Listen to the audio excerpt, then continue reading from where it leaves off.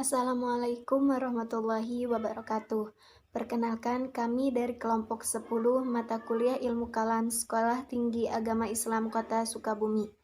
Dalam video pembelajaran ini, kami akan membahas aliran-aliran dalam ilmu kalam Indonesia menurut Haji Muhammad Rasyidi dan Harun Nasution. Profesor Dr. Haji Muhammad Rasyidi lahir di Kota Gede, Yogyakarta pada tanggal 20 Mei 1915 dan meninggal di Jakarta pada tanggal 30 Januari 2001 di usia 85 tahun. Beliau seorang tokoh intelektual muslim, filsuf, ulama, guru besar, dan menteri agama pertama Republik Indonesia.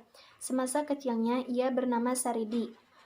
Ia masuk sekolah di Ongkoloro, yakni satu-satunya sekolah dasar di daerahnya, kemudian ke His Muhammadiyah di Kota Gede, dan selanjutnya memasuki Quick School Muhammadiyah, sekolah guru. Saridi juga melanjutkan studinya di Sekolah Al-Irsyad, yakni yang didirikan oleh Syekh Ahmad Syurkati. Kecerdasannya dalam bidang filsafat sudah terlihat ketika ia berusia 15 tahun dan dapat menghafal buku karangan Aristoteles. Syekh Ahmad Syurkati sangat menyayanginya, hingga mengganti namanya dari Saridi menjadi Rasyidi. Rasyidi melanjutkan studinya ke Universitas Kairo, Mesir, jurusan filsafat dan agama, dan meraih nilai A. Rasyidi juga melanjutkan studinya ke Paris. Rasyidi meniti karir tidak hanya menjadi Menteri Agama pertama Republik Indonesia. Rasyidi juga pernah menjadi guru besar Fakultas Hukum di Universitas Indonesia dari tahun 1968 hingga 1985. Rasyidi juga mengikuti kegiatan lain, salah satunya menjadi anggota pengurus besar Partai Islam Indonesia. Nah, jadi apa sih ilmu kalam menurut Rasyidi itu? Pemikiran ilmu kalam menurut Rasyidi dapat ditelusuri dari kritikan-kritikannya terhadap Harun Nasution dan Nurcholish Madjid. Secara garis besar, meliputi pertama, perbedaan ilmu kalam dan teologi. Rasyidi menolak pendapat Harun Nasution yang menyamakan pengertian ilmu kalam dan teologi. Menurutnya, ada kesan bahwa ilmu kalam adalah teologi Islam dan teologi adalah ilmu kalam Kristen. Kedua, tema-tema ilmu kalam. Rasyidi mengkritik tema-tema ilmu kalam yang dipaparkan Harun Nasution.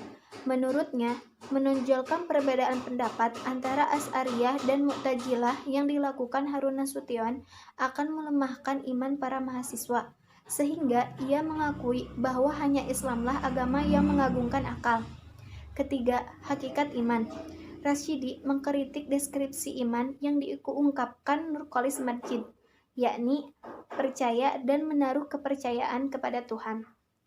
Menurut Rasyidi, iman bukanlah sekedar menuju bersatunya manusia dengan Tuhannya, tetapi dapat dilihat dalam dimensi konsekuensial atau hubungan manusia dengan manusia, yakni hidup dalam masyarakat. Jadi, yang lebih penting dari aspek penyatuan ini adalah kepercayaan, ibadah, dan kemasyarakatan.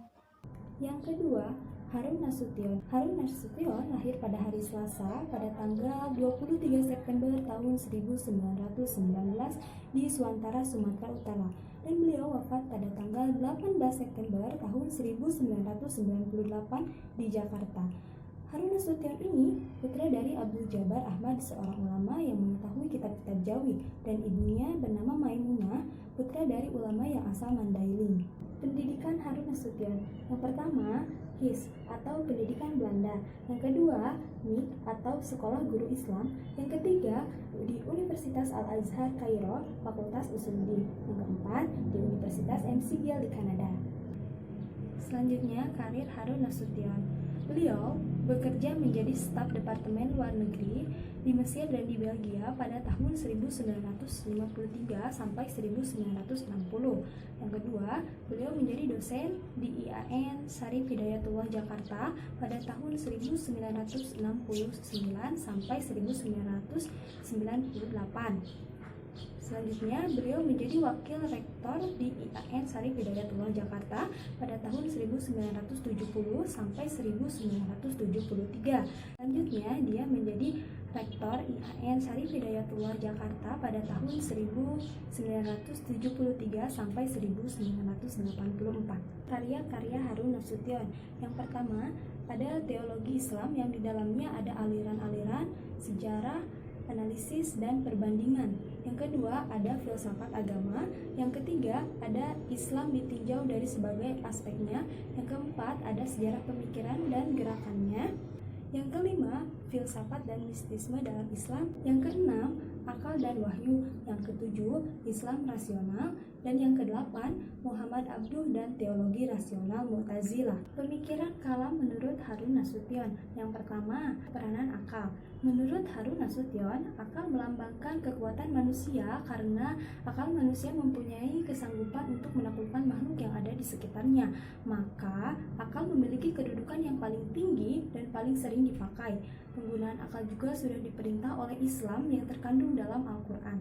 Yang kedua, perubahan teologi. Perubahan dilakukan atas dasar asumsi bahwa keterbelakangan dan kemunduran umat Islam disebabkan dengan ada yang salah dari teologi mereka, yaitu menggunakan pandangan modernis yang perlu kembali ke dalam teologi Islam sejati.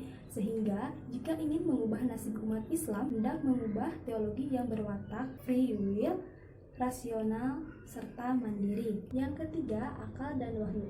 Menurut Harun Nasution, akal dan wahyu ini merupakan dua unsur utama yang saling melengkapi karena dengan menggunakan akal, manusia dapat membedakan mana yang baik dan mana yang buruk yang tercantum dalam Al-Quran. Harun meyakini potensi akal harus dimanfaatkan untuk mencapai kemajuan umat Islam yang terwujud dalam perkembangan ilmu pengetahuan. Sekian dari kelompok kami, mohon maaf apabila ada kesalahan.